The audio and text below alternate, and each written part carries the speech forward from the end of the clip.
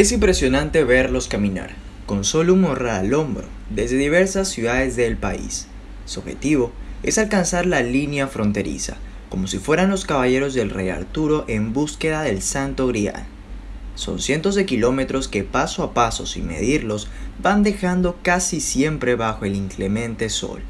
Huyen del hambre que está azotando el país, especialmente en los estados del interior.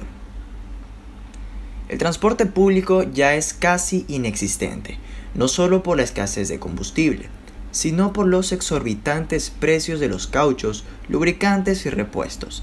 Esta es una segunda etapa de migrantes que en masa huyen en búsqueda de un destino mejor de supervivencia.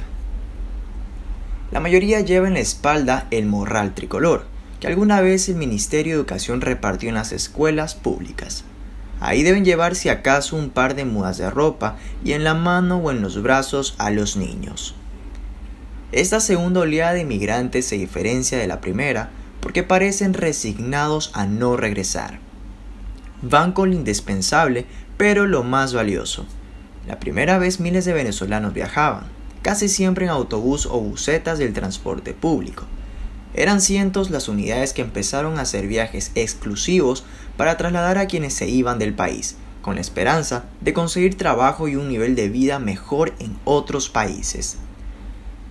Con la llegada de la pandemia a nivel mundial, el cierre de fuentes de trabajo, la imposibilidad de pagar alquiler y poder subsistir, un porcentaje de miles de venezolanos de la diáspora decidieron regresar y sufrieron miles de obstáculos para llegar a la frontera, pero sobre todo para pasar la línea fronteriza.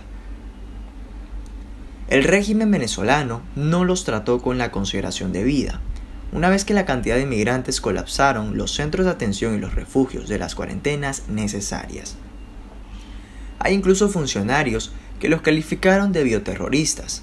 Otros los amenazaron con enviarlos a cárceles destinadas a presos de alta peligrosidad.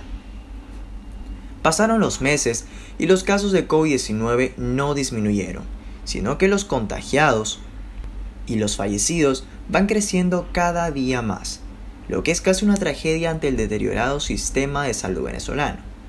Los mejores recursos están reservados para los más altos jerarcas del poder. Ya no hay nada que mitigue el hambre de miles de familias. La desesperación está llevando a cientos de personas cada día a lanzarse a las carreteras para llegar a la frontera y pasar hacia Colombia, en busca de un mejor nivel de vida para sus hijos. José Gregorio Zambrano, un militar retirado, quien acompañó a Hugo Chávez el 4 de febrero en la intentona golpista contra Carlos Andrés Pérez y hace unos años se apartó de la revolución, observó y grabó a cientos de esos migrantes cuando cruzó la carretera de Caracas hacia el Táchira el 27 de septiembre. Son centenares todos los días de diferentes sitios, dice asombrado para Infobae. Narra que algunos de los viajeros pretenden ir hasta Bogotá. Todos esos videos fueron hechos entre Barinas y La Pedrera, que es uno de los estados del llano venezolano, y cuya distancia desde la capital del estado Barinas hasta la última población entre los estados Barinas con Táchira, que es La Pedrera, hay cerca de 200 kilómetros. Confiesa Zambrano, quien fue presidente de El Hipódromo y como comunicador social director de la emisora YBKE y periodista de BTV, que causa tristeza, indignación e impotencia ver este drama. No hay ningún organismo apoyando a esa gente. Algunas personas en la villa los dejan bañarse, dormir en un pórtico debajo de árboles. Hay vecinos que se organizan y les dan algo de comer o agua con papelón. Esos viajeros le están pasando muy mal, confiesa Zambrano. Por otra parte, el productor José Antonio Castillo, cuya familia vive al margen de la carretera entre Guanare y Barinas, relata que eso tiene ya varias semanas. Un día, empezamos a ver pequeños grupos de personas que pasaban como en procesión. A veces va una mujer sola con niños o un hombre solo con algún niño, pero la mayoría son varias personas. También han pasado grupos grandes de amigos y familiares. Vienen de todas partes.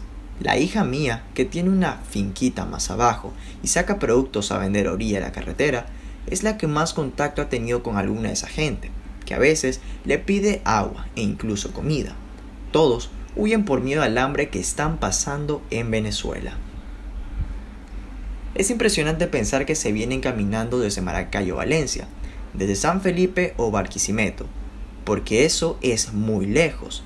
Todos van hacia la frontera para ir hacia Colombia o seguir Ecuador y Perú. Revela que pocos se quedan a dormir en el camino. Se les ve descansando, aprovechando algún techo, pero solo un rato, porque el sol pega duro por aquí. Algunos vecinos improvisan recipientes con agua para que puedan tomar y llenar las botellas de plástico que casi todos llevan consigo.